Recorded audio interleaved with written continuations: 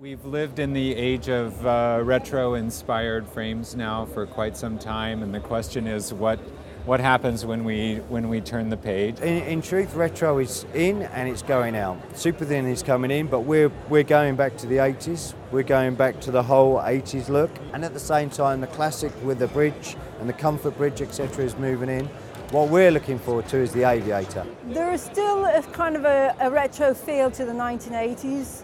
The acetate models are still quite popular. There is a slight move back into metal frames. In terms of temple design, we're seeing a lot of quite highly patterned designs coming through. The movement is again to colour in acetate.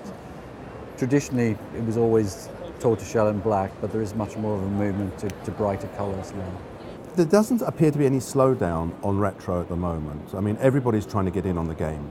Having said that, I think there's a big call for like titanium frames because of the being lightweight, and innovation is trying to come up with something which is so different and so unusual, which is absolutely impossible in our industry.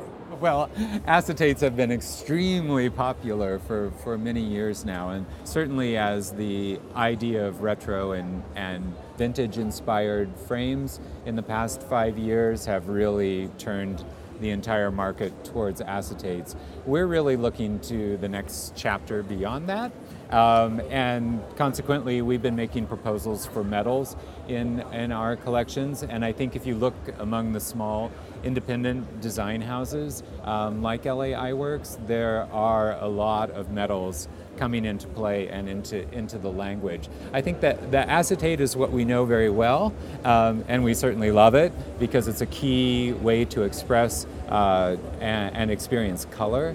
But I think maybe the new edge is going to be metal. So what I see happening in 2013 is that retro will carry on, but I think within the retro you'll find more brightly coloured frames. On the trendy side, the retro frame is still massive. You know, we were trying to see whether it would be a fad or just maybe a year or two, but it seems to be there for good. I think it's going to be a sort of separate area. So we're trying to push on that and maybe try to develop it a little.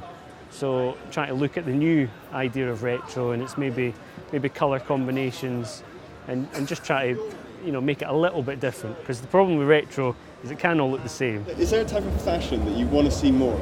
Well, I always want to see people pushing the envelope more and more, both with shape, with texture, with color. That would be really exciting for me. So more variety? More variety, more color, more expression. That's what I'd like to see. I have loved to see, especially for the men, the nice strong retro sort of circa 1960s look has looked really good. And I think for the ladies it's been nice to see cat eye shape.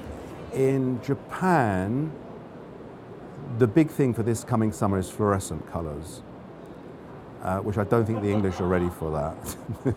Not yet. We did it back in the 70s, and it was great because you go to a nightclub and then they had the strobe lighting on and your glasses would light up like neon lights. But I don't think we're ready for that.